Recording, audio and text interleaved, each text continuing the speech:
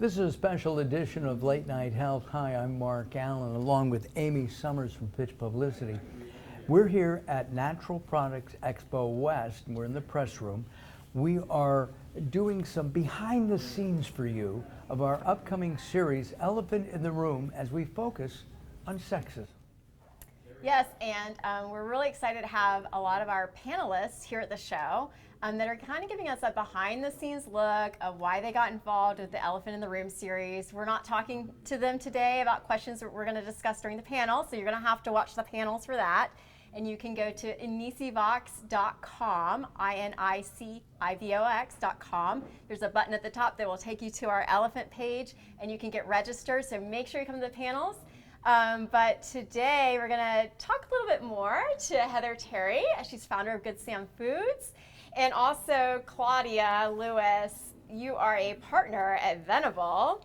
And she had a pin. we're not gonna talk about it, but she had a pin, so I was afraid she was gonna redline what we were gonna talk about today, but apparently not. So, and just one more thing before we get into the questions. These are important women in our industry, and how I know that is because they have people. They have a lot of people involved. These two women right here, they have like at least 3 people that when we were organizing them in Elephant in the Room, we had to copy an additional 3 people because that's how busy that they are. So, Amy, you mean they're like gatekeepers? I mean, not really, because they both really wanted to do it, Right. but they are so busy that they have to have up to 3 people handle their schedules and approve things. Oh my goodness. It's amazing. I can't. You know what? I'm glad to be with somebody who also has people. I do too. Excellent. I am too. No shame in that game. None. So you can have your people call her people. Yes, of course. And Amy's people. Yes. Yes. Okay. And you don't have any people. I don't have any people. Well, we're your people now. Okay. Got it. Thank you. I appreciate Don't that. tell Mark that. He will And call you and directly. actually, years ago, you were my people. Oh, yeah. Right? Yeah, you were. You tell me that. The Venable was your lawyer. They were my attorneys. Were they that good that you don't need them anymore? I just changed industries. Oh. I was in the direct response industry, and that's kind of not there anymore. So now I'm in the nutritional natural products industry.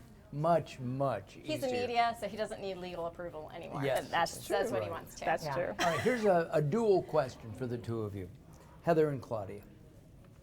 You both have successful careers, but you have another job at home, your moms. Have you ever been called, in quotes, a working mom or a career woman? And do these terms bother you? Heather. We're trying to be so courteous to one another. Well, Yeah, look, I mean, I think working mom, definitely. Career woman, I don't think so. I'm not sure that I've ever been called that to my face anyway. But working mom, and I think it can come with positive and negative connotations. You know, certainly I think some people judge you for that. I think very early in my career, and maybe Claudia, you can speak to this too, very early in my career that really threw me off when I first had my daughter and I first started navigating parenthood. And I call it parenthood because there's, you know, typically more than one person involved, even if that's not a father, maybe it's another mother, maybe it's a family member. You know, it was difficult to navigate work and parenting. And I think it's just depending who you're talking to. It's viewed as a negative or a positive. And for me, it was really hard in the beginning, and I took it hard to say I'm taking time away from my daughter, and I had to do a lot of work on myself internally to say I'm really passionate about this. What do I want my daughter to see me doing in the world to inspire her and to break down some of those societal norms, right? How do I show her that having passion and having purpose is something that's really positive, and that's part of who I am and part of how I get to even share myself with her. So that took a long time though. I don't know about you, but it's tough. it takes time, and I have been called a working mom. I do consider myself a working mom. It's a reality. I have 4 kids, ages wow. from Damn, girl. 24 to 10. Next level. That's why she And- let you speak first. Seriously. Because now we're going to hear the real truth. Go No, ahead. I have 4 kids. That's a lot of kids. Can you remember all their names? I do remember all their names from 24 to 10, and so it's lots of different levels, and they have lots of different needs. And as you mentioned, I'm at Venable. It's a demanding job. It's a fulfilling job, and I think Heather, you hit the nail on the head with your comment. I want my daughter and my family and my sons, I have 2 boys and 2 girls, to see what it takes to be a successful person, how happy I am with my job, the sacrifices that I make so that they can have a nice life, but also still with a smile on my face. And that passion that you talk about, Heather, is very important. And so it does come with a lot of sacrifices. I find myself up at 2 in the morning to get things done because I've helped with homework in the afternoons, or I've made it to a football game that was in some faraway state. So it's just a balance. And I would tell anyone that when I'm knocking out of the park at work, sometimes there's sacrifices at home. And if I'm knocking out of the park at home, I'm dropping some balls at work. You just cannot do it 24/7. My goal in terms of being a working mom is to make sure there's a balance through the month. So like 3 of the days work and 3 of the days I'm working home. But Well, sticking to that just really quick. Sure. Because I want to bounce off of that for a minute. So Venable is one of the most reputable law firms in our industry. You're a partner. Congrats. Thank you. What I do know about lawyers and law firms is that's hard to achieve, and it's a lot of hours to get there. And I didn't know you had 4 children, so that was news to me right now. Yeah. So Mad I'm just respect, curious, mad like, respect. what Can't even. what did you have to sacrifice early on in your career to get where you are now that was maybe different from your male colleagues at Venable? Can you give us like something different you had to do? So I think that that's true. And one thing I do want to give credit is that, modern husbands are very helpful. So I do want to say that. But I just think that mom, you're always the sort of the primary caregiver, and there's lots more people are leaning on you a little heavier than your male counterparts. And I always would say when I see my male partners, hey, when I grow up, I'm going to get a husband, I'm going to get a wife too. It was sort of a running joke with other partners in the firm because they were like, well, I can stay at the meeting another hour. And I'm thinking, no, I've got to get dinner on the stove. Like, what do you mean stay another hour? And so it would be this constant battling in terms of Sunday nights, taking calls, doing work, and making sure there was meal prep for the rest of the week. And getting extra help, like you touched about us having 3 people to get this together. There's this extra help at home as well. So I think it takes all of those things. And the one thing that I stopped doing early on in my career was beating myself up for needing help and needing to reach out further into the village than normal because of the demands of my job. I have to say that you both are giving your kids great role models. I mean, that's absolutely terrific. Thank you. Working mothers in general are they make everything happen. And I think that giving your kids positive role models, you should both be commended. So thank you. Well, thank you. Heather, in your work at Good Sam Foods, you visit a lot of different farms, and seeing the men and women who are working there, what are the conditions like, and are they different for women versus men? Well, I mean, I work in a lot of different countries. So we work in Colombia, Kenya, Bolivia, Mexico, and Ghana. Wow. And depending on which country you're in, it's different circumstances for different genders, right? There's a lot of cultural differences. And so we've done a good job, I think, at Good Sam, in really incorporating a lot of local people into our business in order to understand culture and also be able to approach culture in a way that isn't ours, right? You can't go into those situations saying, well, we're going to put an American viewpoint on this. We have to come in understanding the culture and respecting the culture. And that's not to say that you respect the injustice between men and women, but there are those injustices between men and women, certainly in what we call our partnership network. I think we work really, really hard to empower women, especially in our supply. We talk a lot about different programs. We have a women's coffee coming out. It's a women's cooperative coffee called Brave Day. And it's a bunch of marginalized women from La Sierra Nevada in Colombia who are were fighting, the violence and had lived through the violence, had survived through violence for many, many years, and continued to cultivate coffee. And some of them, in spite of their husband's wishes, right? Wow. So Bravery. there's that cultural Yes. balance that we're constantly kind of, trying to keep the peace and yet give a lot to those communities in order for them to start to progress while honoring the culture.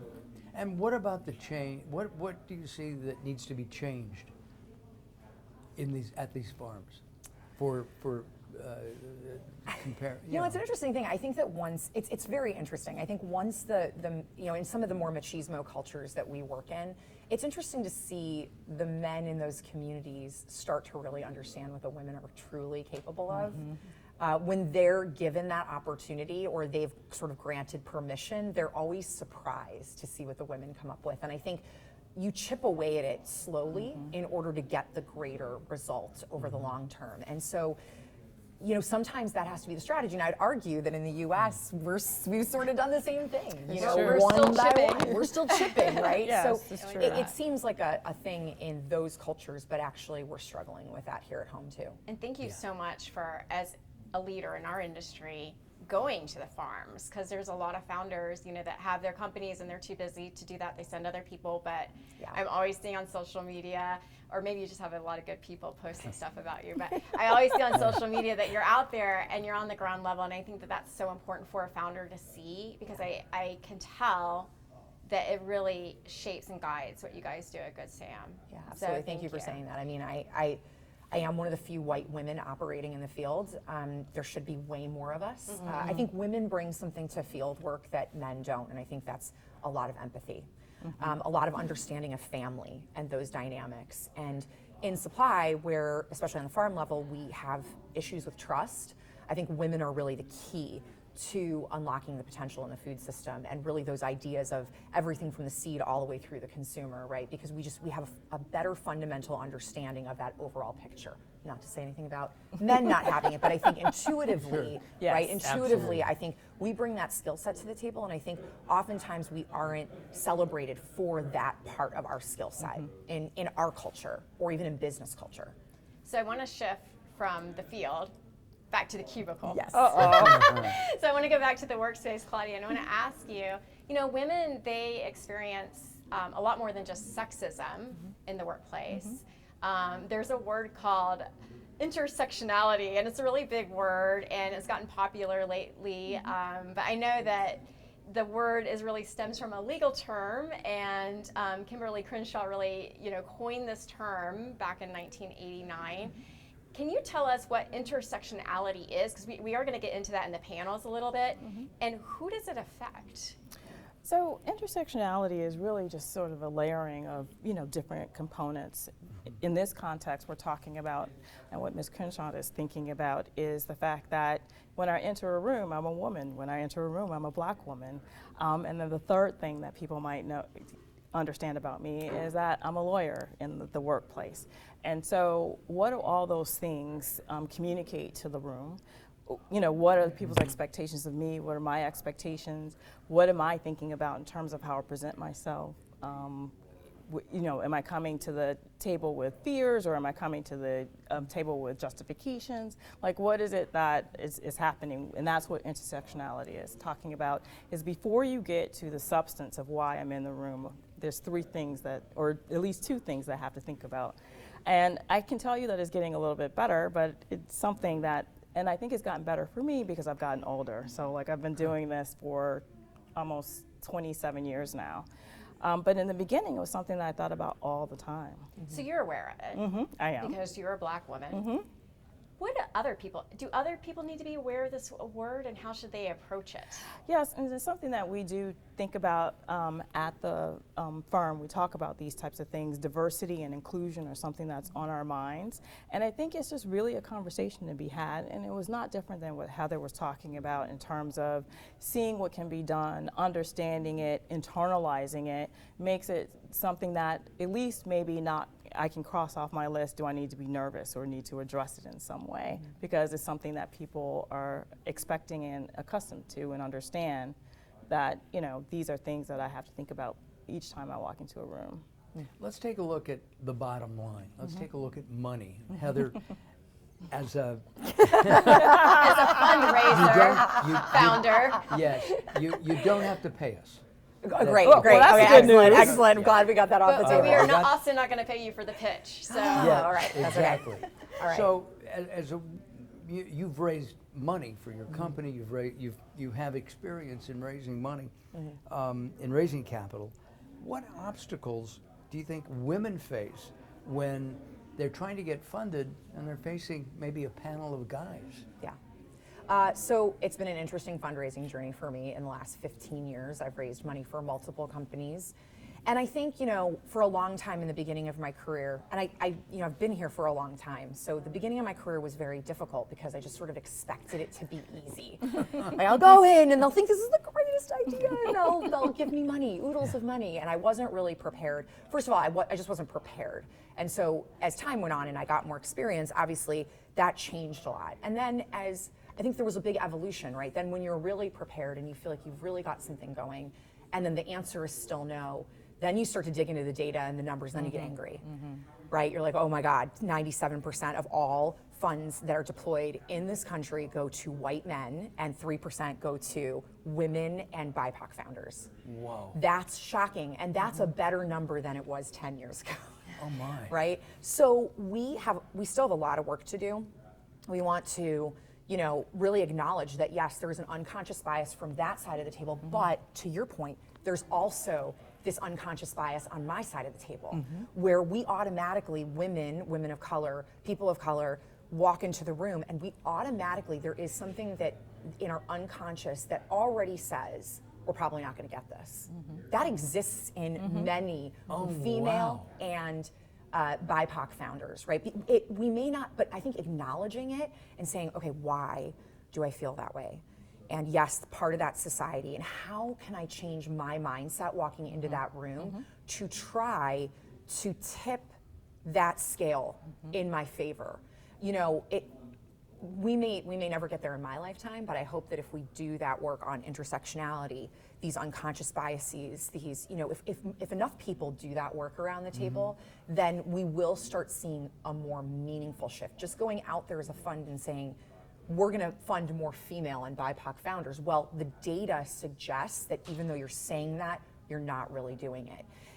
If that side of the table and our side of the table start doing some deep healing work together, then maybe we will actually get to those outcomes. But I think these are really uncomfortable topics. That mirror to the financial community and to the founder community is a really difficult topic. It's filled with deep wounds, right, on both sides of the table. And we have to acknowledge it, and we have to start dealing with how do we heal this? How do we change this collectively? I really think the power is in that moment versus saying, we're gonna do more and we're just gonna work on ourselves. There's something collective that needs to happen in that conversation. There needs to be a conversation, and we're Which going to have this you're conversation. And Claudia is going to be on that specific conversation in session 4 because you're on this session that we're going to cover legal, marketing, PR, finance, and even retail. We're going to throw in there. Oh, so make sure fantastic. you tune into session 4, and then Heather, you are joining us. I can't wait for your session. Do you know I cannot wait for your session? It's the food and beverage session and beauty, session 3. And I'm really excited about your session 2 because there's this young female founder who's going to be on the panel with you. And she had an awful experience here at Expo West last year. It is the reason, Miriam Scarlett, it's the reason why Expo West changed a policy last year, talk about legal things. Oh, fantastic. You know, when we had to check in, it says, I agree that I will be conducting myself in a behavior that is respectable. Yes. That is because of Miriam's social media post last year on LinkedIn that a lot of people remember that got shared many times. I'm really excited about your session too. And I personally want to thank both of you for extending your time with us because we totally went over, which is why Kennedy was waving at me and saying, time's up. And Claudia's like, why does she keep waving? Thank you, that's why, because I instructed Kennedy, tell us when time's up. But I wanted to keep going because I think that you guys have so much information to share.